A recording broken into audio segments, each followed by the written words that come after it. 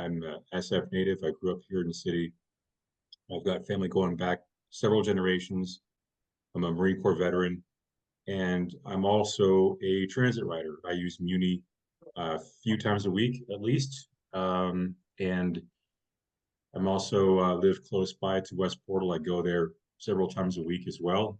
And I consider myself to be not an expert, but just I try to be an astute observer of SFMTA, MUNI, and SFMTA policy and how they contribute or don't contribute to safety on the streets, to timeliness and reliability of MUNI itself, and to their effect on businesses and other effects they have just in general and how they hurt or help traffic.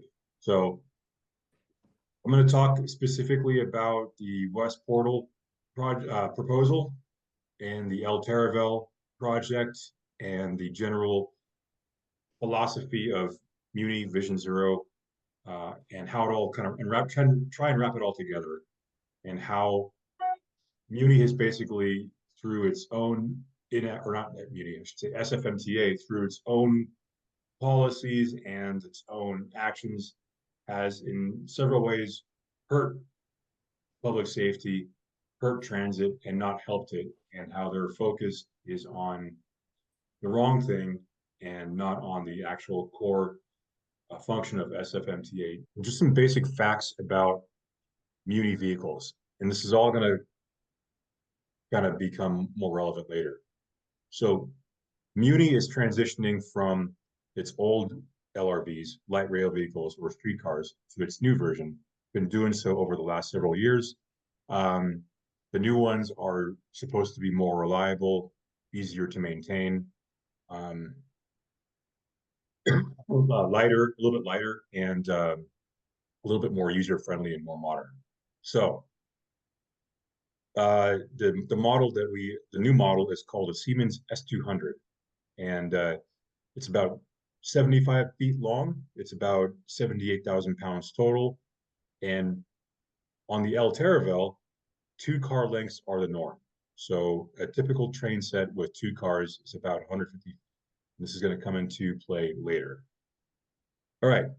Next thing I want to talk about is the distance between avenues on Taraval. It's about 1/16 of a mile, or 330 feet.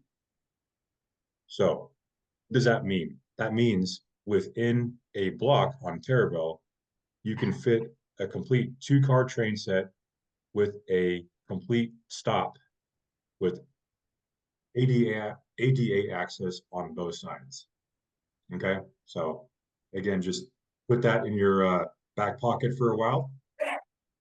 The next thing I want to talk about is the number of stops. So the more stops you have on the Taraval, the more parking spaces you take up. Now, a lot of people will say, well, more stops is good, right? It depends. It's balancing. It's a balancing act. You know, the more stops you have, the more parking spaces you take up, but the more accessibility you have if you're a MUNI rider. The less stops you have, the less parking spaces that you take up. Accessibility tends to be a little bit less if you have less stops, but at the same time, you can preserve more parking. And I think if you go down the Taraval and see the new stops, it's clear why parking spaces need to be taken up if there's a stop. There's just not enough room for the stop, the tracks, and lane of traffic and parking. One of those has to go. Okay, so a quarter mile between stops is about the industry standard. So that's about 1,000, about 1,300 feet. All right. However, many stops on the Taraval are spaced about 1/8 of a mile apart. Okay, that means a stop every 2 blocks. Okay, if a stop is a quarter mile between, excuse me, if it's a quarter mile between stops, that's a stop every 4 blocks. All right. The Taraval project was meant to upgrade track utilities and update the stops to make them safer, but not all the stops were made ADA accessible. in some cases, you have stops, like regular stops, and then you have an ADA stop or wheelchair accessible stop in the middle of those two stops, which basically creates like a third stop in kind of like uneven staggered positions. So it's a little bit of a weird layout because you're really stretching out the stops much more than you need to and taking up more parking, more space than I believe you need to. So this has been happening on the L It's been going on for about 5 years now. Okay. It's taken about 5 years to update and upgrade 2 miles of track. So the project starts at about, I think, 15th Avenue and Ulloa.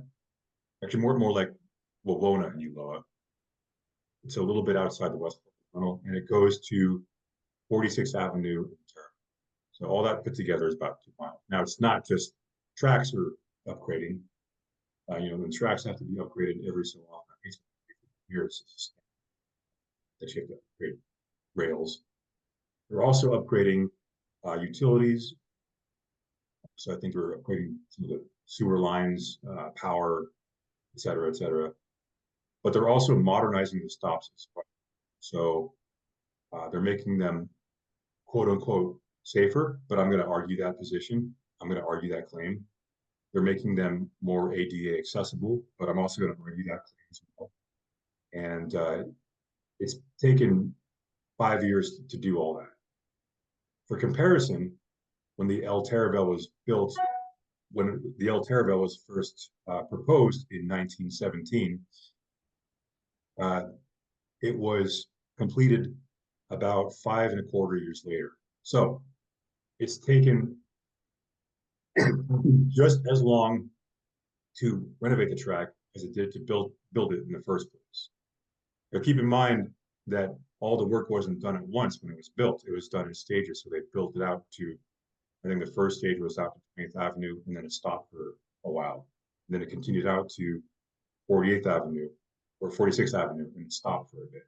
And then it continued on to the loop at Wawona, and then it stopped, and that's the end of the line. Okay, so just put that in your back pocket for a bit. Again, for comparison, in 1990, the J Church was extended from 30th Street and Church to Balboa Park Station. And this is also a distance of about 2 miles. And it was completed using older, slower construction methods.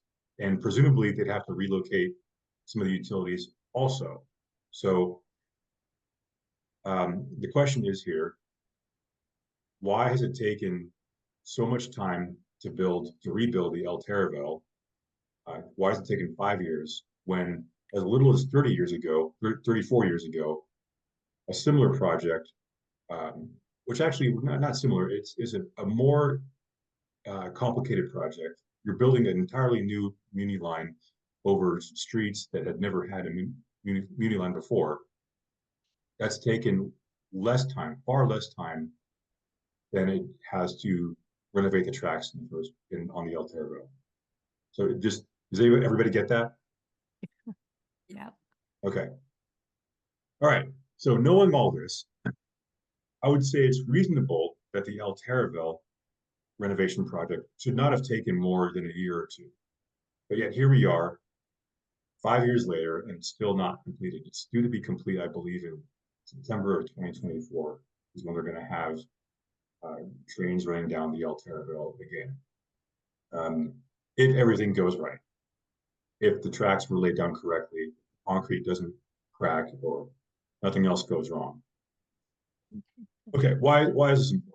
Because a family that was waiting for at the bus stop that was killed a few months ago, they were waiting to go to the zoo, which means they're waiting for the El Taraval.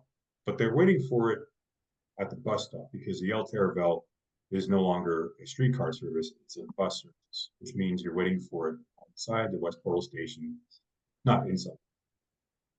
If the El Taraval had been completed in a timely manner, they would have been waiting inside the station, not outside. The car accident would not have affected them. And they might still be alive today. So I'm just going to go over some pictures of the accident site and the West Portal station site.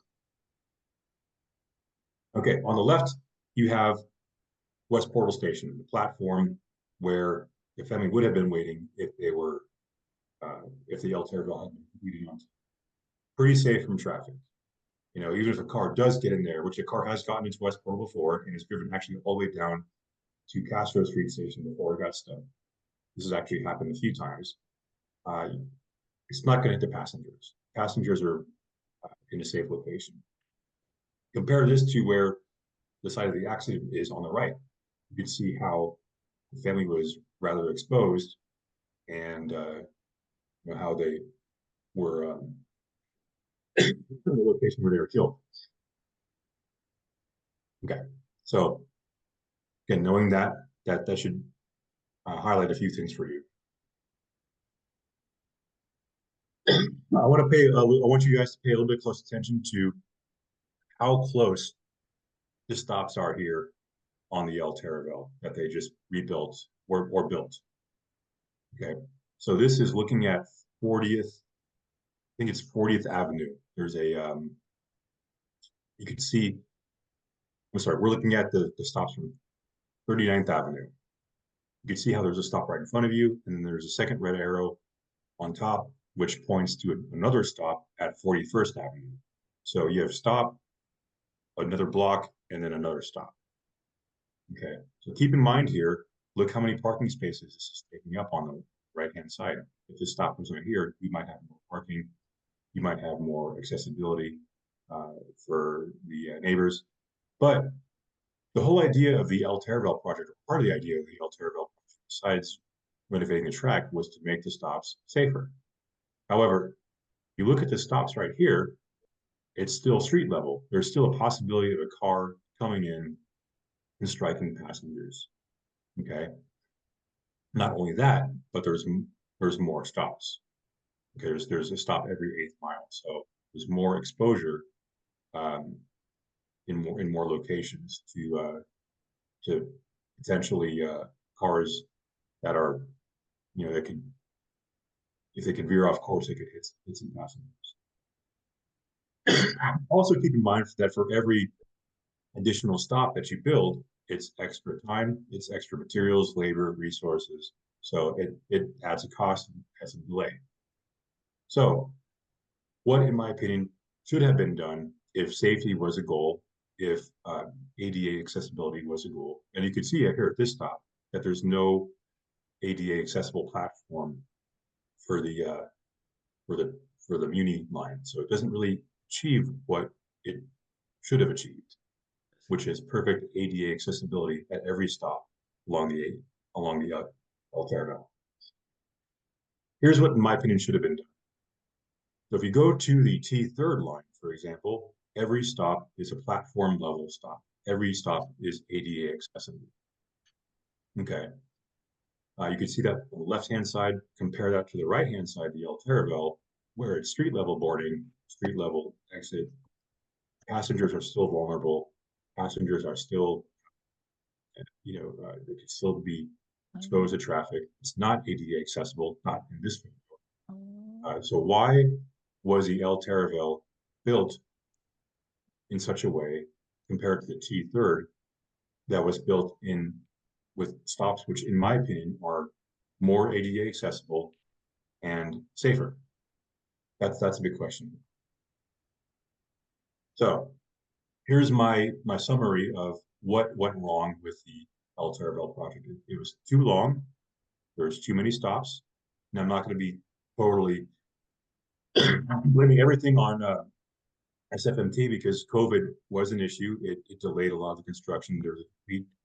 There's a shutdown for a lot of construction projects. Add to that the supply chain issues. However, I think they could have showed a little bit more urgency to get it done faster once the restrictions were lifted. I mean, restrictions were pretty much lifted about 3 years ago. So I don't see why there couldn't have been a little bit more urgency. And also keep in mind the adverse effects on businesses. So all the businesses on Taraval had to deal with this for 5 years, for a very long time. Like I said before, more stops means more parking was removed than necessary. All right. So knowing all this, knowing that SFMTA's delay in the L Taraval project had a lot to do with the accident, the fatality that occurred at West Portal, what in the current proposal for West Portal is going to make it safer? What in this proposal would have prevented the accident? And to be honest, there isn't much. There isn't much. The nature of the accident, we still don't know why it happened. I talked to some of the firefighters that responded to the accident. I know them personally, and I'm not going to speak for them, or for the department officially, but it doesn't appear to be a willful. It didn't happen willfully. It didn't happen on purpose. So it had to be some kind of accident, whether it was a medical emergency or a stuck foot on the gas pedal or just whatever it was. It doesn't seem to be intentional. Okay. So would all these proposed solutions that they're putting up now, would that have prevented the accident? And are these solutions even necessary, or is this accident just a fluke? Okay, so those are things that need to be considered. And there really isn't much in this proposal except for possibly bollards, which are little posts at the bus stop that could have saved those passengers. Certainly a no turn on Yoloa, or a no left turn or right turn on West Portal. Those are irrelevant. Okay, those would not, in my opinion, would not have affected the outcome of the situation if they were, because they're just signs. They're just rules that can be broken. And when a person is having some kind of medical emergency or some other kind of error in judgment, like the person in the car presumably had that crashed into the family, this isn't going to stop it. Okay. I don't have the video, but there is a recording of the SFMTA themselves saying that there's nothing in this current plan that would have prevented that's in a commission meeting. It was actually said, so that's a very big reveal. All right. Next, I'm going to talk about, is this even an intersection, West Portal and Eloa, that is prone to accidents? Okay, so this is a screenshot of the Vision Zero high injury network. Okay, everywhere that's in blue are streets that have a high incidence of injuries, whether it's pedestrian, bicyclists, or automotive injuries. Okay, it's a little bit zoomed out, and you can't see it, but I'll zoom in on the next. Okay, so right here is West Portal Avenue. Notice that it's not on the high injury network. Okay, you have 19th Avenue, you have parts of Sloat, you have parts of Ocean Avenue, and so on and so forth. But West Portal is not known to be a high injury network. There hasn't been a lot of accidents there, not a lot of pedestrian or bicyclist or even automotive crashes. It's just not one of them. So knowing that, why is there suddenly urgent pressure to make all these traffic fixes for a street that's not known for being a high injury network, part of the high injury network? That remains kind of suspect right there. Okay, next is traffic crashes resulting in injuries. I know it looks like a lot of dots, and that's what I'm trying to illustrate. And when I zoom in on the next slide, you'll see exactly more of what I'm trying to make. So not surprisingly, there's a lot of dots downtown. There's a lot of traffic crashes resulting in injuries downtown. And you could see there's a lot along Ocean Avenue, 19th Avenue. That's not a surprise. Okay. So kind of hard to see, but just know that this is the intersection of Ulloa and West Portal. In the last 10 years, there have been 3 pedestrian or vehicle on pedestrian collisions. Okay. You can see here, VZ PCF description, pedestrian on roadway prohibited, meaning the pedestrian was on the roadway, not in the crosswalk, or was doing something that was not, not according to law, like jaywalking or whatever. All 3 of these are like that. Okay, so there's 3 collisions that happened here. You can see like 1, 2, 3 dots. That means three vehicle pedestrian collisions that happened at that intersection in the last 10 years. We're talking from 2012 to 2022. That's when the data was last updated. And the 3 of those collisions seem to be the fault of the pedestrian, whether he was jaywalking, crossing not in a crosswalk, crossing against a light, whatever the reason.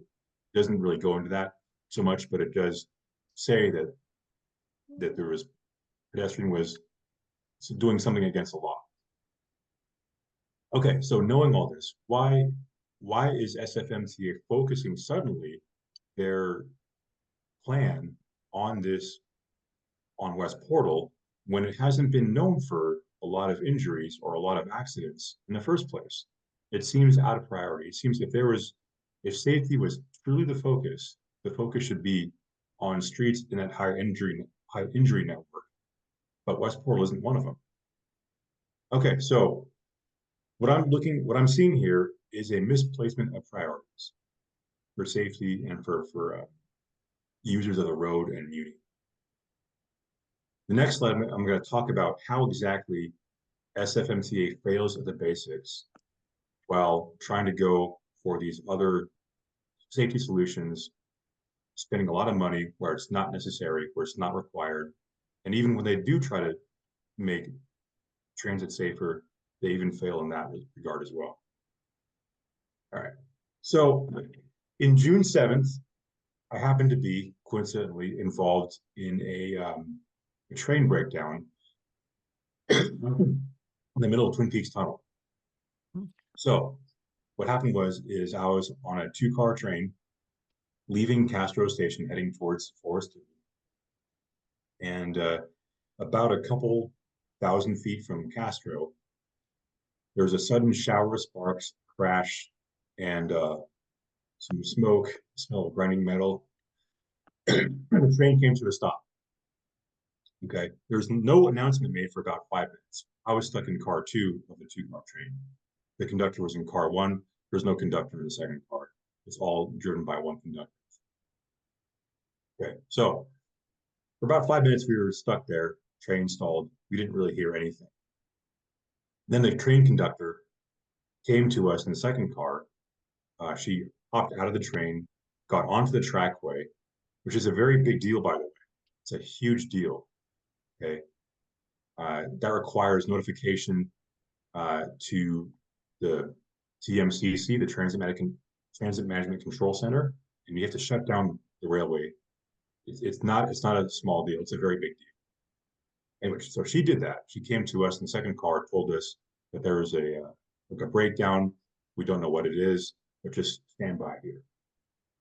Okay, so we wait for another 5 minutes, and then the train conductor comes back and says, okay, we have to evacuate the car. Now, at this point, the steps are raised, okay? So keep in mind, from the streetcar or LRV platform level down to the trackway is about a good 4.5 feet, right? Because she lowered the pantograph, which is a power collector on top of the LRV, she could not lower the steps.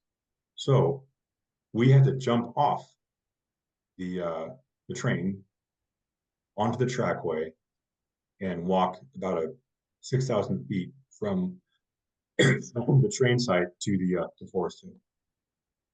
right? So keep in mind, there's about 40 to 50 passengers on the train. A lot of them are elderly. A lot of them, a few of them were using canes. And so we had to get these people down off the train onto the track. Not a small, insignificant feat. We were lucky in the fact that there was nobody in a wheelchair on this train, because that would have been much more complicated. And we were even lucky that even if there was a person in a wheelchair, that the wheelchair was not like one of those mechanical electric wheelchairs, because those are very heavy, extremely heavy. So you can imagine if there was somebody on the wheelchair, we would have to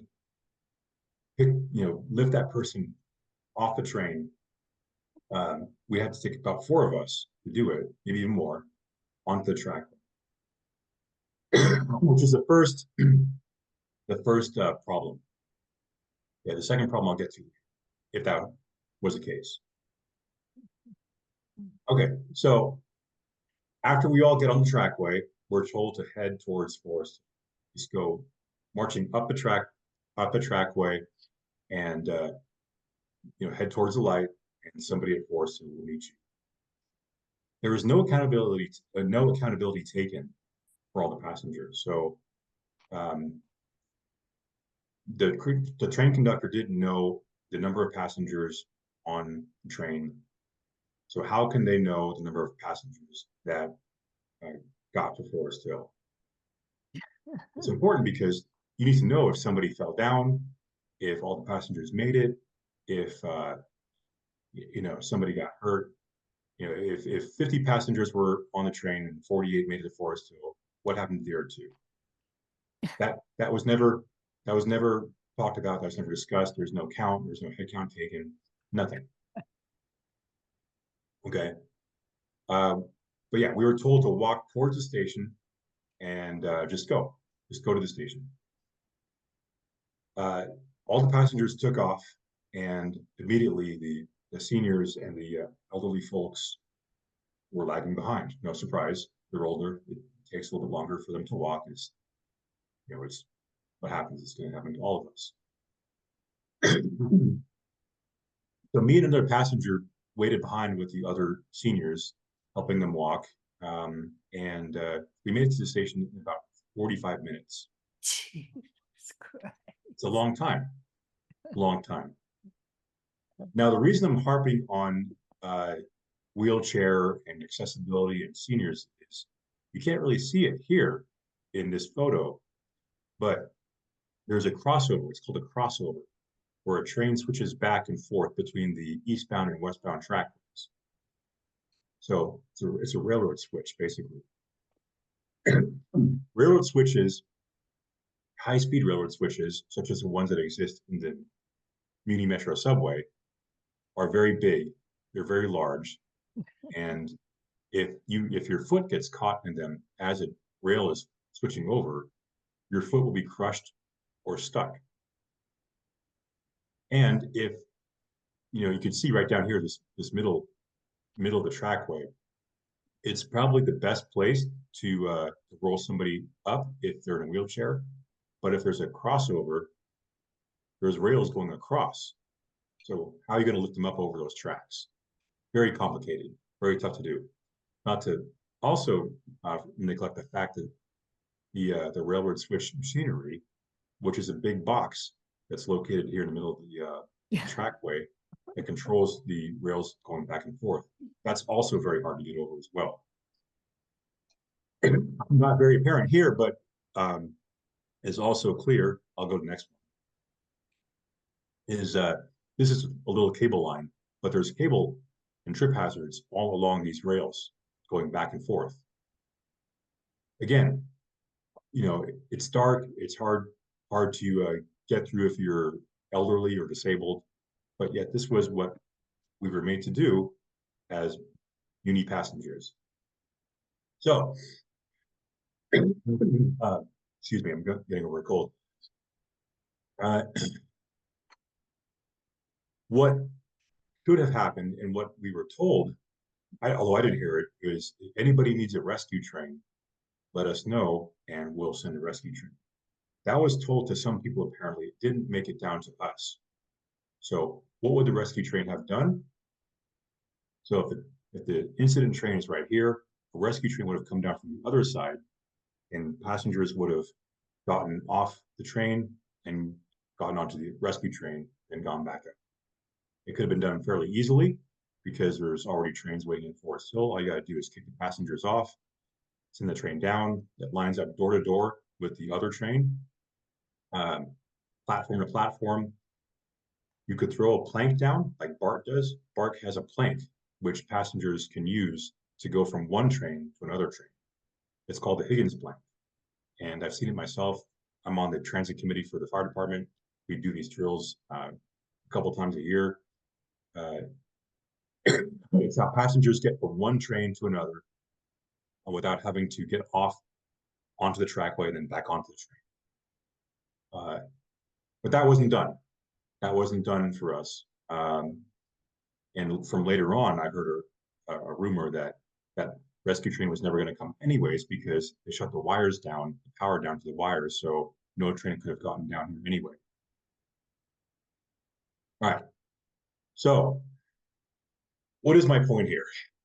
My point is passengers, MUNI is not the focus of SFMTA. Safety, although they do talk a big game with Vision Zero, is not the focus of MTA. They're failing in that regard. The most equitable form of transportation, and I hate to use the word equitable because it's overused, is MUNI. Doesn't matter who you are, if you're disabled, if you're young, you're old, you're a kid, you're a senior, you're an adult, you're whatever, you can use MUNI most anywhere. So if SFMTA tries to promote transit equity, they always promote transit equity. What does that mean? Transit equity means equal access to modes of transportation, regardless of who you are. The most equitable form of transportation that exists within the SFMTA system, aka MUNI, is not being addressed. And you can see it from the examples I showed you. If safety was a focus of SFMTA, they would have had a plan to take us from the train that was stuck onto a rescue train and have us go back up to Forest Hill or Castro Street Station, either one. And we would, have not been exposed to the risks of walking through 6,000 feet of tunnel. If there was a good plan in place, we actually would have not walked to Forest Hill. We would have actually walked to Castro because it was closer. And furthermore, there's the exhaust vent at Forest Hill. So if there's a train fire in the tunnel, all the smoke is going to be going up the tunnel towards Forest Hill. We were walking in the direction of the smoke, of where it would have been exhausted to. What should have happened is for us to walk back to Castro Street Station, counter to the direction of the smoke, and to the because Castro was closer actually by about 1,000 or so feet. But again, that didn't happen. If that had happened, we would have, been taken back to Castro Street Station quicker. There would have been less exposure to risk to seniors and other disabled folks, and MUNI would have gotten back online faster. So better for everybody. But it's clear there was no plan, or if there was a plan, the operators didn't know about it. So that's a big failure right there on MUNI's part. And I got a lot of comments on Nextdoor, like, oh, I've been stuck in the train tunnel all the time. It's not a big deal. Well, I've been riding MUNI for pretty much all my life. I've been in the subway, the MUNI metro system, hundreds, if not thousands of times. I've been stuck in trains before. This is the first time I've ever been made to get off the train in the middle of a tunnel and walk. There's been very few instances where this has happened. One of them was the earthquake in 1989. I can think of only, I can't think of any other instance where this is. I know there's been a few, but the point is, passengers walking on an active trackway is a big deal. It's a very big deal. I don't think people realize how big of a deal it is. So, Yeah, that's pretty much my presentation. Trying to think what else I can talk about. Uh, yeah, it, I guess the focus on what I'm trying to say is the focus of SFMTA is the mission of SFMTA has crept over the years. It's called mission creep. It's a very common thing where your mission starts out as one thing, but then over the years it drifts into something completely different. So the mission of SFMTA has drifted over the years away from MUNI, away from road maintenance, away from the important things, and onto more activist causes, which are not accessible to everybody. Bike lanes, not everyone can use a bike. People are old, people are disabled. Um, some people just don't have the time. They have too tight of a schedule. Biking isn't going to cut it for a lot of people. So, but that's been their focus, it seems like, for the last several years. The other thing I want to talk about too, and I'll get to your question, Mary, in a second, is road maintenance itself. Okay, a lot of roads in San Francisco are very poorly paved. Now, you might not think that that's not a terribly big deal, but here's one thing that you might not know is who drives those roads at 19th Avenue? Bus drivers do. When bus drivers go up and down the same potholed road for 8 hours a day, 5 days a week, that can cause back injuries. That's why maintenance of roads is so important.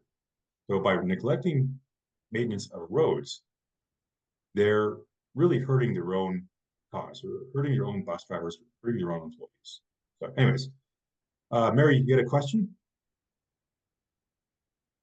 Well, yeah, I guess my question you kind of almost sort of answered. I noticed there are these strange kind of loading areas on Market Street. They start out at street level and then they go up to really high. So it appears as if you have buses that are at the ground level that are being boarded there. And you also have the light rails, which are at the higher levels being boarded. Is that the case?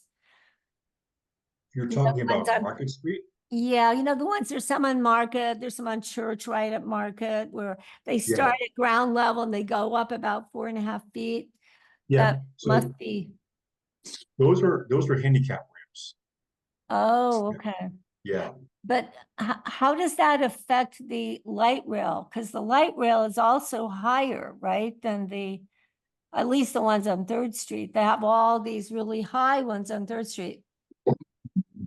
So the thing about Muni is it's kind of this weird system. It's a blended streetcar modern light rail system. So you know the old streetcars that you see going up and down Market Street? Yeah. That was what Muni used to be before ADA laws came into effect.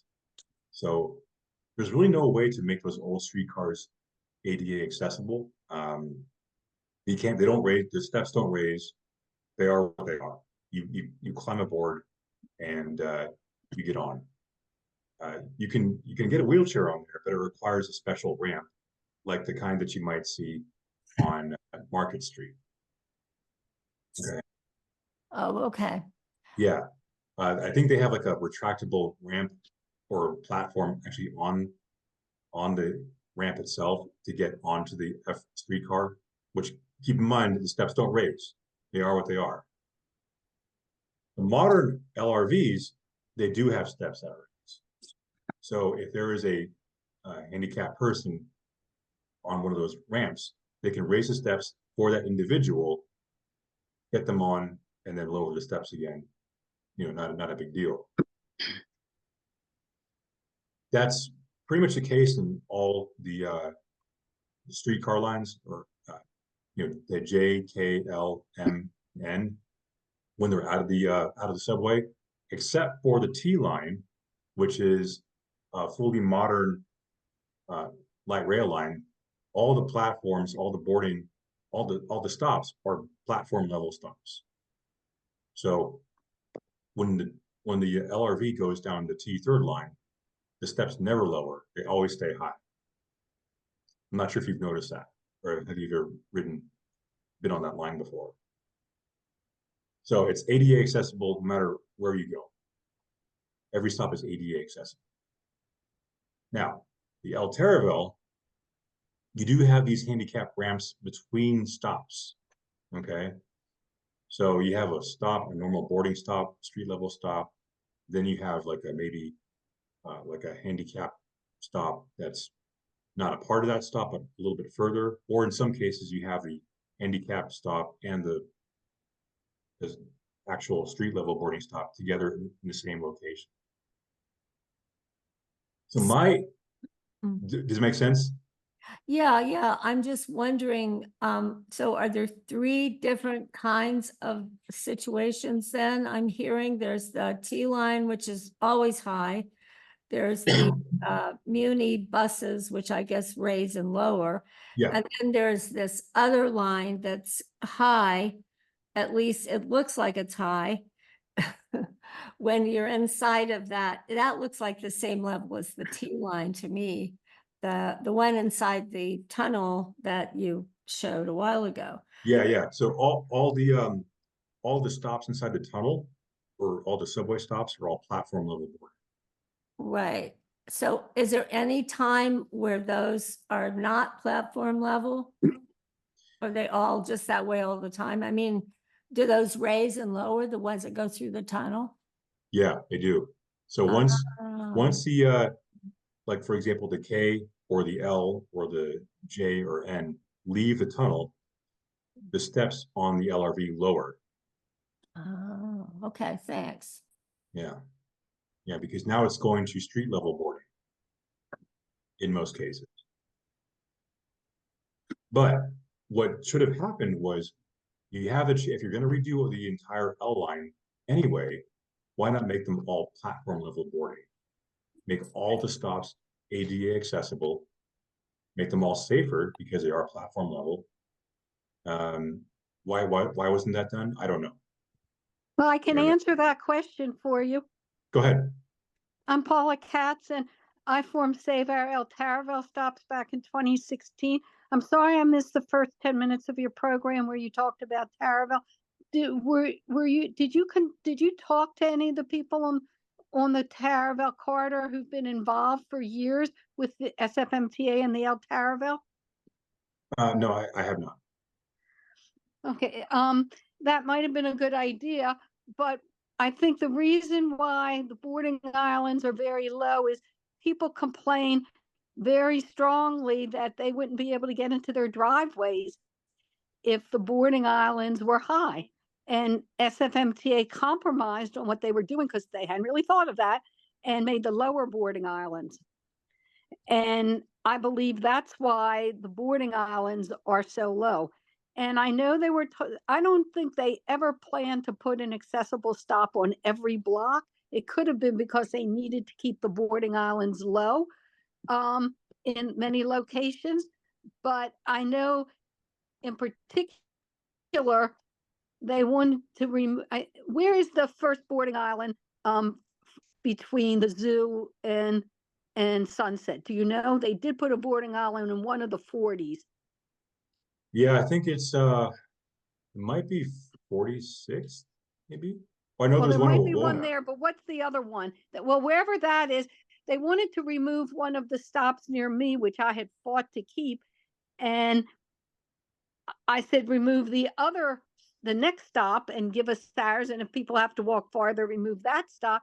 And he said he couldn't remove that stop because that was the only stop where they could put a boarding island. So there were mechanical reasons why they couldn't put boarding islands at every location, but I don't remember what those were. So, Okay. but I believe that's why the boarding islands are low, because people have to drive into their driveways. So they would drive through the stop? I think they drive over. The boarding island has to be low enough that they can drive over the boarding island into their driveway. I recollect that. I'm not on Taraval. I'm on one of the Avenue streets, but I believe that's why they are low. Okay. Another option should have been to put the boarding island in the center and then move the trackway out a little bit. I think that would give you more space. And people would have had to cross that much farther, which I think is unsafe for people. I don't remember if they considered that or not, but I think that's Yeah, unsafe, moving the boarding islands into the center. And they do it in various parts of the city. But the whole idea is you want as little space as possible where you have to cross the street. yeah. There's always a trade-off. I mean, there's always Mhm. a trade-off. I mean, yeah, you might, if you put the boarding island in the center, you're probably crossing over another 8 to 10 feet of street. So there's a little bit of an increased risk in that, but at the same time, you can preserve your accessibility into your driveways, and also you're not stretching out the stops over more blocks. So it's a There, trade-off. there may have been, it could be, if they proposed that, and I can't remember that, the community may have fought successfully against it. You might end up then removing more parking. I don't know, because Yeah, it may end up removing more parking that way. yeah, but if you have more bus stops or more streetcar stops, you're removing parking also. So it's like a balancing act. Like, do you want more bus stops or do you want more parking? It Because you was really can't have competing, both. you had competing factions. We worked together. We tried to prevent the boarding islands by training people to stop, but that didn't work. MUNI didn't really do a good experiment on that because we don't have that much trouble out here. We're kind of in the boondocks, we're out here. But Yeah, they insisted for every boarding island they built, the parking was going to be removed. So yeah, it is a trade-off in the community. If they proposed it down the center, the community opposed it. But I can't remember if that was one of their suggestions. But if it was going to remove more parking than we lost, clearly no one would have wanted that. yeah. And I don't know how they sold it to you. It seems like it could have been sold a little bit better or explained a little bit better. They never sold it to us. We never Yeah, agreed to it. We yeah, fought it all the way. yeah. But they never really well publicized their meetings. Okay, okay.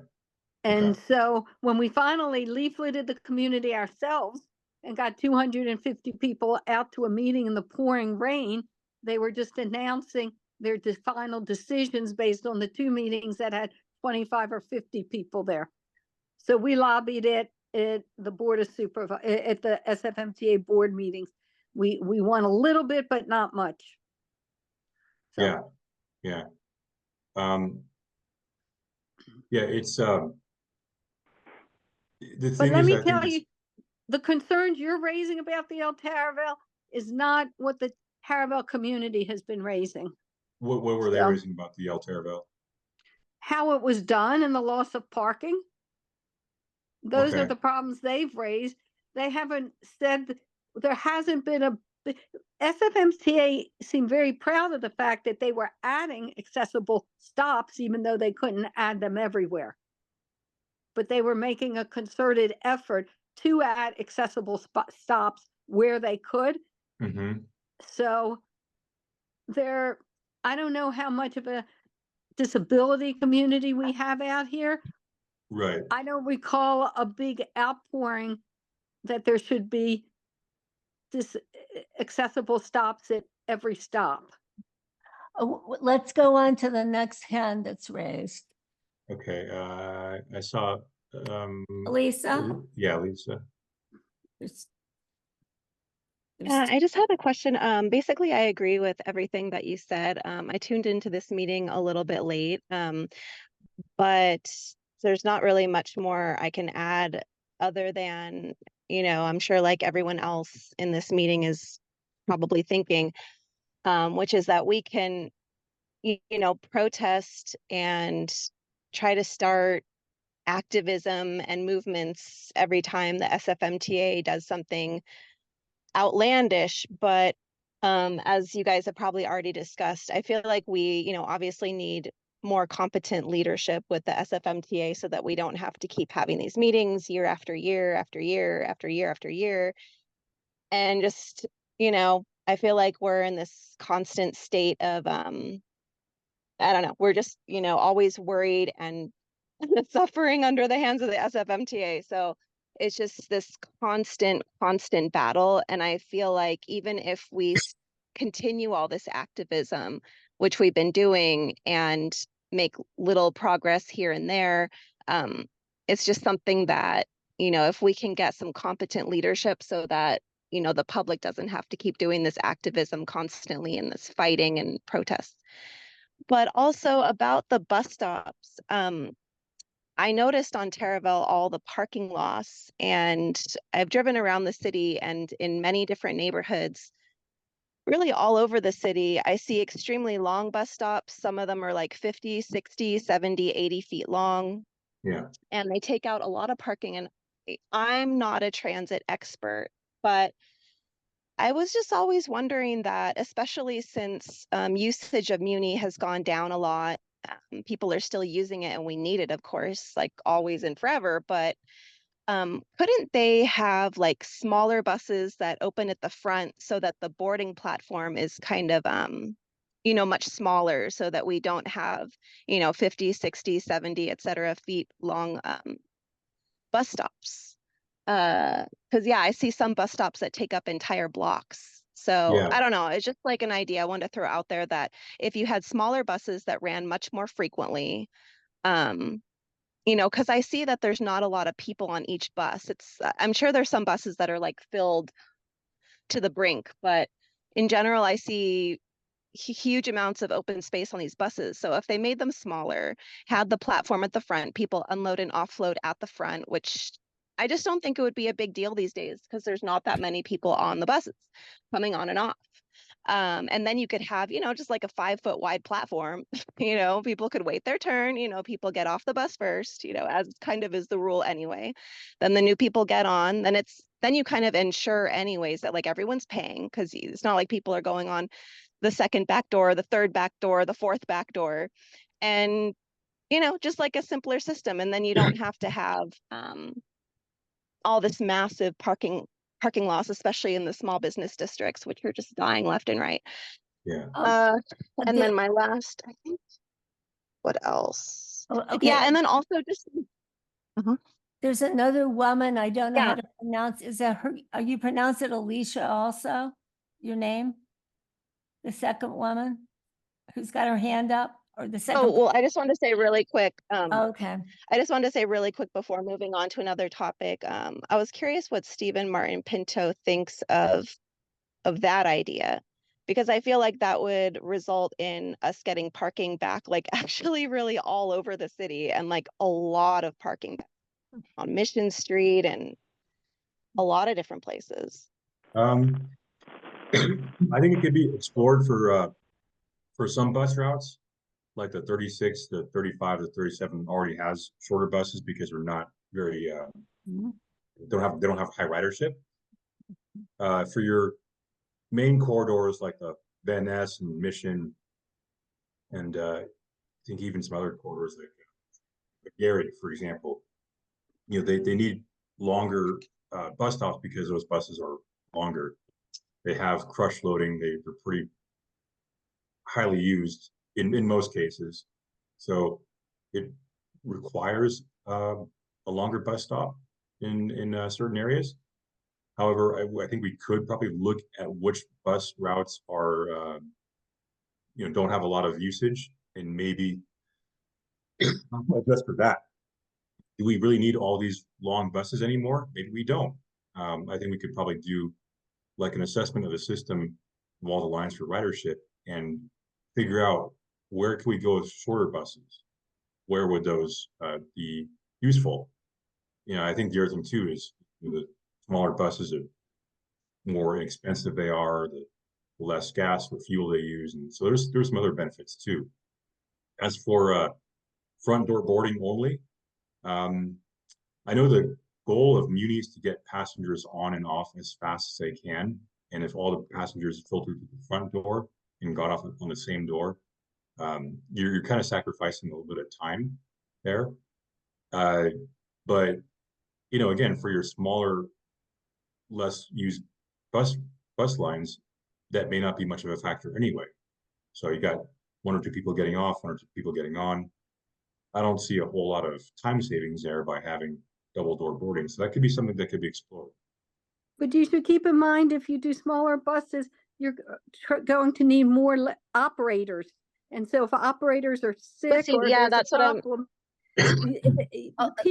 no one on Taraval would support smaller buses, smaller trains, because it would take them twice as long to get downtown, to get anywhere they're going.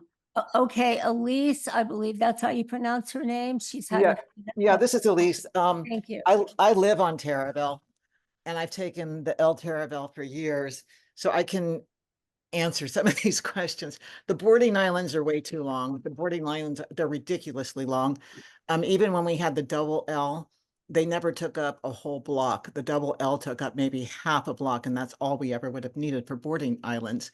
The boarding islands were all built too high. People could not back out of their driveways. My neighbor across the street could not back out of his driveway without doing like a 10-point turn. So they had to lower the islands all up and down Taraval so people could back out of their driveway. We do need the bigger trains. When I was commuting, when I was working downtown, they would get packed, absolutely packed. So what MTA did is they replaced these 2-car streetcars with single-car buses. So everybody just stopped taking it because it would get too crowded. So that's why you see empty buses, is because people did, especially they did it during COVID. Okay, they replaced the 2-car streetcar with one single bus, and people were just saying, well, screw this, I'm not getting on a bus during COVID. So people just stopped taking MUNI, and then a lot more people started working from home. And but the whole project was horribly mismanaged. We had them 2 years in front of my apartment, 2 years solid, and I've got video and photos to prove it. They constantly mismeasured everything. They were trying to hook up water pipes from one end, from down on 46, down from Sunset in front of our block. It didn't work. They had to dig up my side of the street 10 times. They dug up across the street. No, my side was 8 times. Across the street was 10 times. And it was just a horribly, horribly mismanaged project. They're lying when they said they finished on time and under cost. Those guys were out there working weekends, Saturday and Sunday. So it was racking up overtime. So essentially, Tumlin lies about everything and it needs to be replaced. I think that's basically the whole point of this, is that Tumlin's got to go. Mhm. Thank you for listening. I agree with that. I have, are you done, And Elise? I have to go right now. I'm gonna I'm done. log off. Okay. Thank you so much, Elise? Elisa. I'm gonna log off now. But yeah, what I was Okay. trying to say, just to clarify, is that if you have them shorter but run them more frequently, was what I was trying to say. So you can't make them shorter without running them more frequently. Eliza, you can't run them. The L Taraval has never run on time. It's never run consistently. I I have know. walked home from West Portal, walked home. I know. I'm down on 44th, and I've walked home from West Portal without a single L Taraval passing me by. I used to take It'll never happen, by the way. It's not realistic. They're not But I mean, I competent, so used to it's not take- gonna happen. But I would take M into the tunnel and take the 48 Quintara home sometimes because there were no L's. I used to take the 5 Fulton, know. home, the 18 because there were no L's. So the L has been a mismanaged line from the get-go. And Muni's just got to change. MTA, they got to get their priorities straight. They got to start working on transit and screw all these other projects. Valencia corridor, what a success that turned out to be, right? Geary, I mean, the Geary project, what a nightmare that was. And I don't even think they're finished with the central subway. I'm not sure. I've lost track of that one. They are, but it's leaking. It's leaking.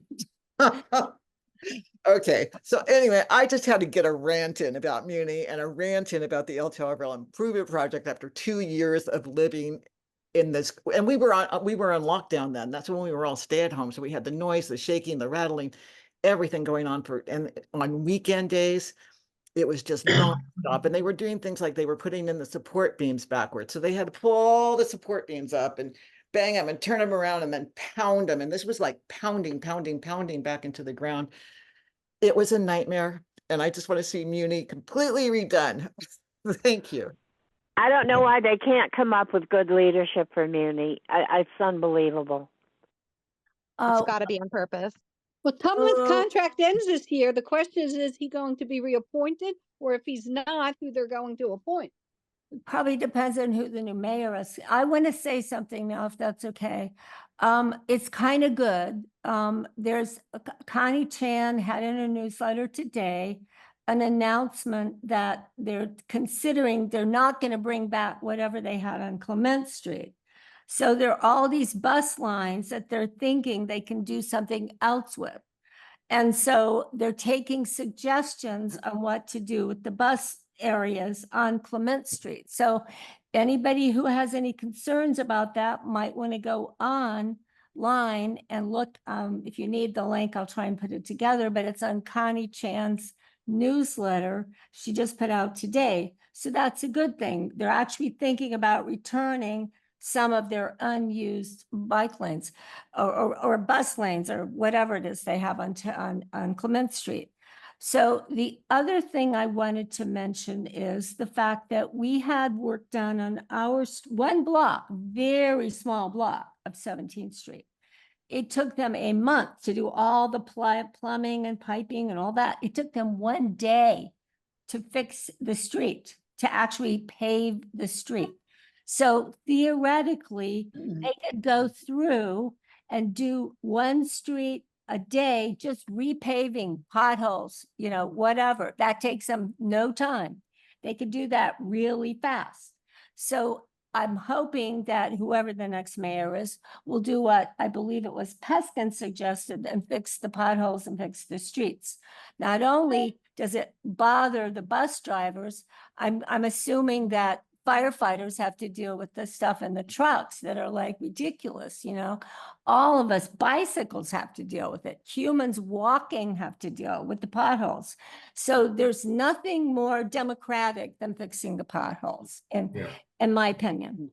And there was one other thing, but I can't, I think that was it. Yeah, the Clement Street thing. But yeah, I mean, there is some effort being made to improve matters, but one just needs to really jump on it and try and get it done. I really think Tomlin has, been threatened enough that he's gotten the picture. And so Marie, what I've heard is that the people on Clement, they want the Clement Street bus back because it's a long walk for seniors to get to Geary. I know, but if they're not going to bring it back, maybe they ought to have shuttle buses, Well, I mean, this is where, Tomlin making these virtue signaling gestures of, oh, look how magnanimous I am. I'm giving you back the Clement Street bus stops. Well, no, the people on Clement want the Clement Street bus back. And so that's what he should be focusing on is transit has to be made as simple as possible or people are not going to use it. And that's really the bottom line. If it's not convenient, if it's not easy, if it's going to cause a lot of problem to even get on these dirty buses that never run on time, people aren't going to bother. And so his focus should be on bringing as much transit as possible to the city and forget his virtue signaling. How would it work to bring jitneys back? People like jitneys. They're small, they're fast. I don't know what those are. Jitneys, oh my God. They have them in other parts of the world too. A jitney used to be up and down Mission Street. You could get in a small van and it only went up and down Mission Street. I think it was, They were an MTA. And I know that it doesn't matter. They actually had a system that worked, that was cheap and efficient. And it was really pretty good because it was only like 6 or 8 people would get into the vans, right? It's like they used to have the shuttle buses at the I don't think they had free. I don't think they had it free for seniors. I think it was. It wasn't free. It was just cheap and easy. Maybe it was $1 or $2. It doesn't matter. The fact is, jitneys worked fine. And they could bring that back. It doesn't have to be MTA. Doesn't have to be MTA. It could be something really simple, but regular stops. It worked fine on Mission Street. I used to take it on Mission Street. Anyway, thank you. Yeah. All right. Any more questions? Any more questions or comments? Okay, well, we'll try and I guess we could wrap this up early. Oh no, it's late. Well, we started late, so it really is right on time. And we recorded it, so I believe that people who missed out in the beginning will get to see it. And anyway, thank you guys for coming. Sorry it was so hard to get in for some of you.